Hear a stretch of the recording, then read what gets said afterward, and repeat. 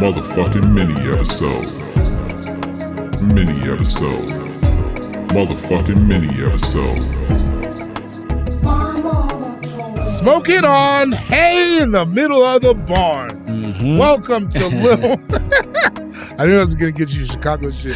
Welcome, Lil Mamas and Gentiles alike, to a phenomenal mini episode of My Mama Told Me. The podcast where we dive deep into the pockets of black conspiracy theories. And we finally work to prove the conspiracies of you, the listeners. It's a mini episode, idiots. Motherfucking mini episode, you dumb bitch. What are we doing? What do you want to do, you fucking... Where are you from, partner? Cause get out of my fucking town. You get out of my goddamn saloon. I don't like your fucking face. Yeah, we're back with a motherfucking mini episode. Yeah, I'm Langston Kerman. I'm David Bory. And we have a fun one. You have an email that... We have a whole email that looks great. Yeah. Thick. Yeah, I can't wait. I'm so excited. I'm just going to start in. The email is titled The Deebo Dilemma, which already got my attention. Pulls us in. All right, you ready? Yeah. What's good and greetings to the Negro Philosophy Corner. Holland and Gavin here. We are big fans of My Mama Told Me. Before we get any further, let us address the obvious because we kind of know y'all at this point. We are both black.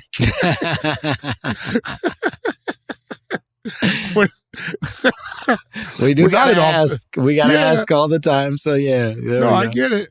We're not at all mixed. We're not at all mixed up. Yeah, I don't like how they said that.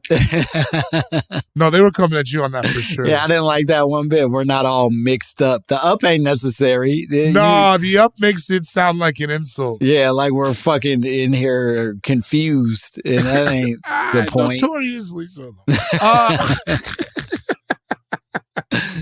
Just wanted to get that out the way so we can have y'all focus on the right shit. Now the conspiracy. Friday, the Deebo Dilemma. Oh, is it a little teaser and then the real trailer. Here we go. Yo, my man is a writer.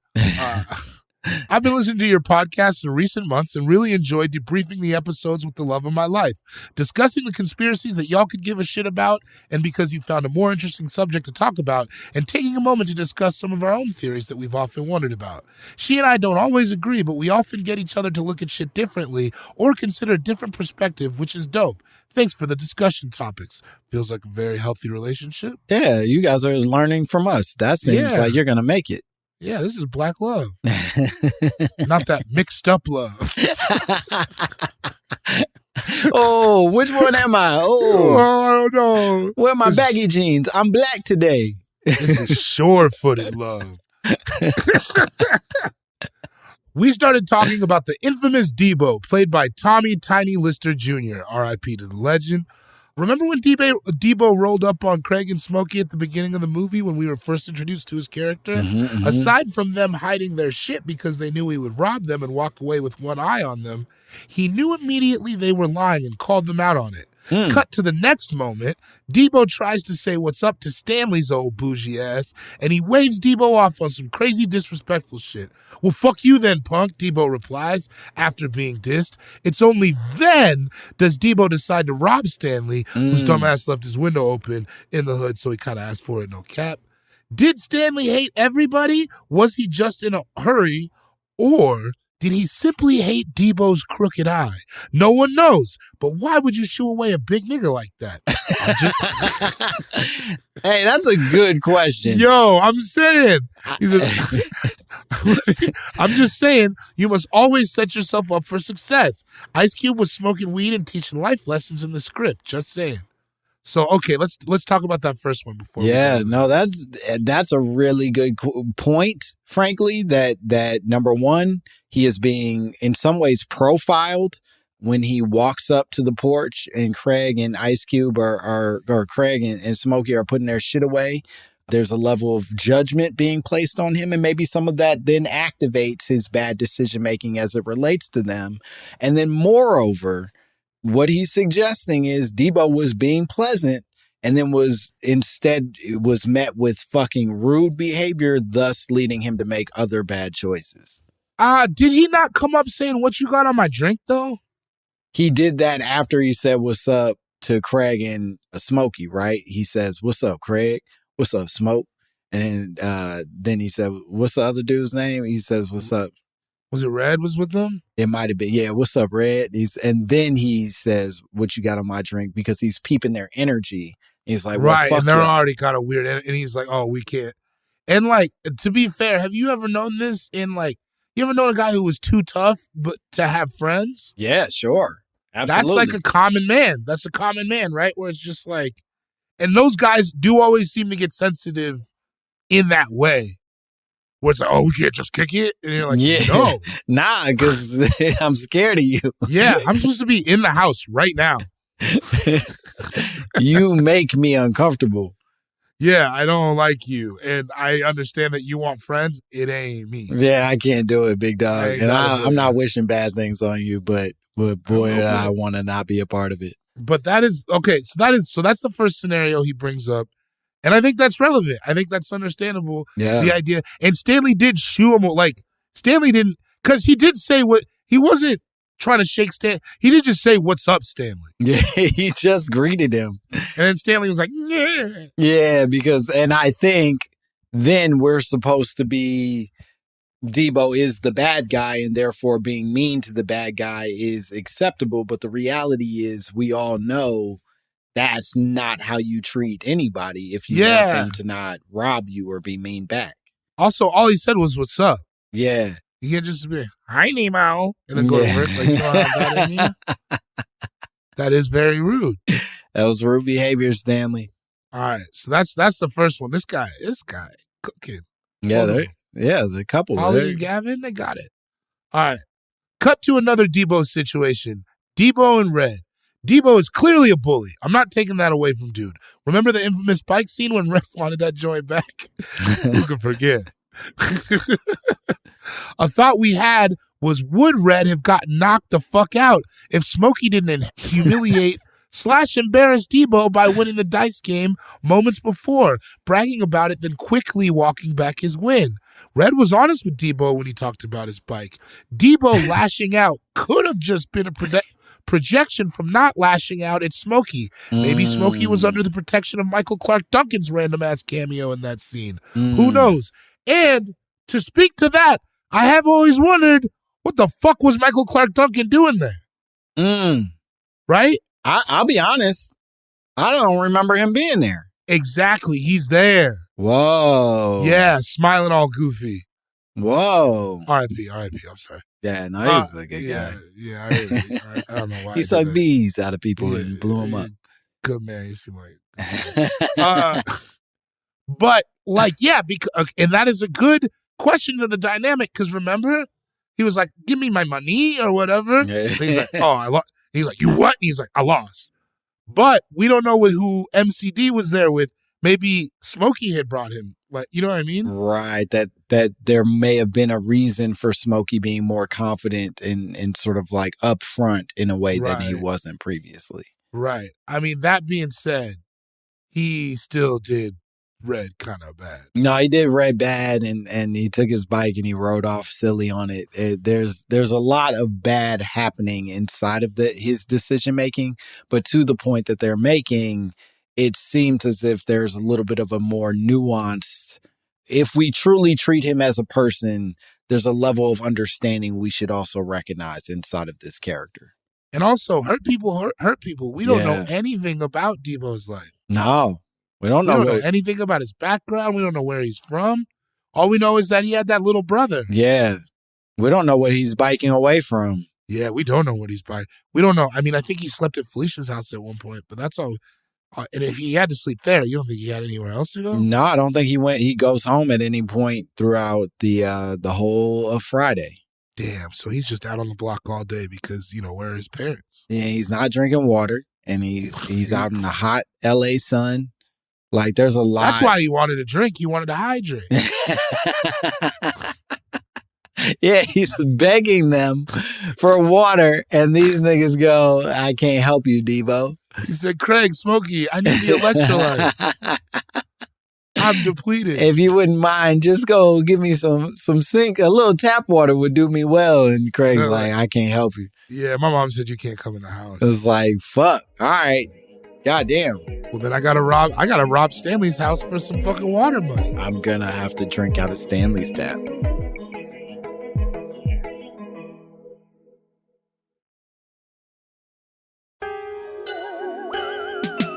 All right, so here we go. He brings up another one. Cut to another Deebo moment when he beat up Felicia. All right. Ew, starting to get a little rocky here, Holland and Gavin. Yeah, I think we might have found a line.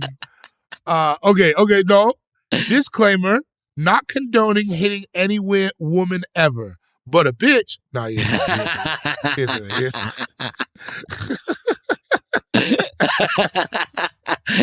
See, bitches work your nerve. Sisters work your brain.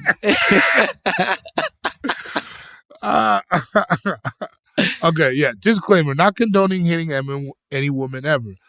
Those are some bitch-ass niggas, and that is only one of the reasons why Deebo will forever be a villain.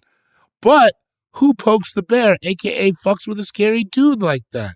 Let me explain. Deebo is going through his things while he slept after they smashed. Remember, Smokey was the one going through Deebo's... I think he meant to say Smokey, right? No, he said Deebo beat up Felicia because she was going... She thought she was going through his things. Right, or he thought she was going through his things when he slept. Right. Remember, Smokey was the one going through Deebo's pants looking for the money they stole from Stanley earlier. Felicia didn't lie, but Deebo was certain, and not wrong, about somebody going in his things. He struck Felicia believing she lied while also having the luxury of being a skid mark wearing piece of shit. Literally. He also hit her sister, Nia Long, for embarrassing him and challenging his manhood for being a woman beater and a coward. After being called a liar and being embarrassed by a woman and a third of his size, Deebo swings and thus begins the fight we've been quoting since its inception. I don't think there's like a lot of cause for him to be moral with it. Yeah, no, we're not gonna. I'm not really gonna defend his decision making, but sure, yes, a wrong had happened in his mind, right? And he reacted how he reacted. The first two, though, yeah, you were killing it at first, killing it. The third one, this feels like when they made OJ try on the glove. You know what I mean? Or it's like, you were winning prosecution. You didn't even have to do that. Yeah, now... All right, let's see. So, in summation, I think that's enough for y'all to pick apart or say fuck it and find some other shit to talk about via tangent. Either way, we appreciate the read. I'm not saying he would have behaved any differently or that dude should be a victim. I'm just saying maybe his responses would have been different if he didn't think the whole hood was lying to him, mistreating him, or talking about that eye. I appreciate all the information y'all share, the conspiracies, the hilariously dismissive tangents, and tackling all the unanswered questions, discussing the shit that we have all been thinking. Much respect to such a successful platform. Keep up the great conversations, assholes. Peace. Holland and Gavin. Damn, it got spicy right at the end. I liked it. I think that was kind of like a perfect email for us. No, it was nice.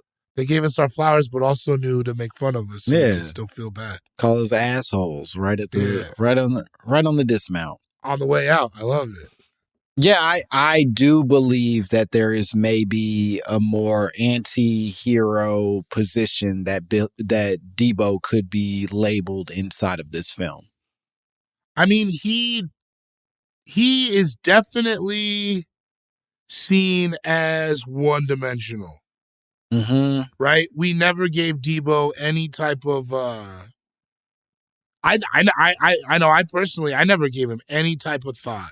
No, I never thought for a second that was a person with morality or anything worth thinking about outside of what we reviewed as him. And he was hated, you know what I mean? And to speak to like those type of guys that we were talking about, I think there are some guys who just can only be tough guys despite maybe what they would like to be within their life. Yeah, I think about those kids who like are giants right from the beginning. Just like right from the start, you're like enormous and much larger than everyone around you, and it stays that way. And they always end up kind of weird like that, where like it's not that they're bad people, but they always end up making weird bad choices because they just didn't fit in for too long, and now nobody knows how to talk to them. And like a lot of times, tough guys are just guys who can't like regulate emotions. Mm-hmm. That's why I know a lot of tough guys who've been mad, like soft-hearted. Like it's like, oh, he cries though sometimes. Yeah, right. But he also like stomps people out. And then there's that weird thing too of like it's not regulating emotions. It's sort of like that tough guy shit, and then it's sort of like the lack of, I guess, reception in any direction. You know what I mean? Like even if you do some soft shit, nobody wants you over there either. It's just you just so are now too where big. are you supposed to be? Yeah. You're too big in here. You're too big. He might have just been too big. He might have just been too big because, like, like you said, we never knew anything about him. We knew more about arguably every other character who had screen time. We knew about. You know what I mean? Mm-hmm. Even Felicia had like a home and a sister and a support system. Yeah, they were disappointed in her, but she had people she could turn to. Craig also had a house and parents, and you know what I mean. It seems like Deebo probably was operating with less than everyone else. Deebo just had some other dude's bike. Yeah, like and chain.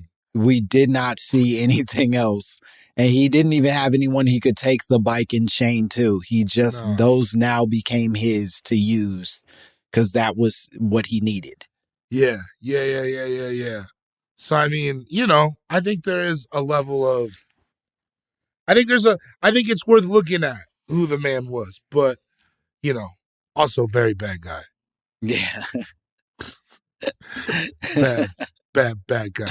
Not the hero of the story, but no. Maybe something closer to one of those, I don't know. What was the characters in Hunger Games where you're like, okay, we all got to kill each other. So maybe one of y'all is just the mean German who had to kill somebody. I never watched that shit. Okay, fair enough. Well, I didn't watch it well enough to have a good reference for it. Yeah, you don't remember it either. I'd love for that to be cut.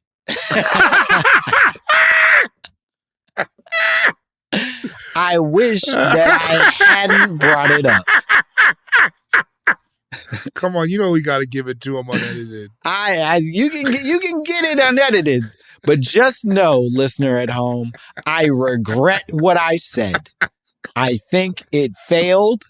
I didn't like it when it left my mouth. I didn't like the rhythm of it, nor the words that I chose. Just know I fucked up. Hey, players fuck up. Players fuck up, and so do I. Okay. That being said, Langston, do you want to tell the people where they can find you, fuck up or not? You can catch me fucking up on the internet over at Langston Kerman, Twitter, Instagram, TikTok. I'm on all them shits. And I'm not really touring on my own anymore for the years. So if you want to see me, I'll be doing a bunch of random shit with some folks, but I don't really want to talk about it. But it feels weird to be like, plugging opening dates type shit. No, I know. I don't do it over either. Really. Yeah, that's like not a cool thing, I think. No. But that said, go watch The Other Black Girl. It's great. And follow our Instagram for My Mama Told Me. We would love for y'all to see some more of the poison we're dropping off over there. We try to keep it hot and toxic at all times on the page. So go see what's cooking that way. And, Bori, what you got? You can find me Cool Guy Jokes 87 on Instagram. I also am not touring that much through the end of the year. Just, some stuff locally in Denver, Colorado, if you're around. But also, I'm selling off all the merch that I had left over. So go to bringdavidtoplate.com. We'll have some of that shit for you. Watch Exploding Kittens when it comes out on Netflix. I'm in, I think, every episode. And, that's it. That show looks funny, man. Yeah, they did a good job. I'm hilarious. I'm excited for it. And as always, if you want to send us your own drops, your own conspiracy theories, if you want to send us footage of the abuse that transpired inside of Deebo's home, thus justifying or at least explaining who he ultimately became, please send it all to mymommapod@gmail.com. We would love to hear from you.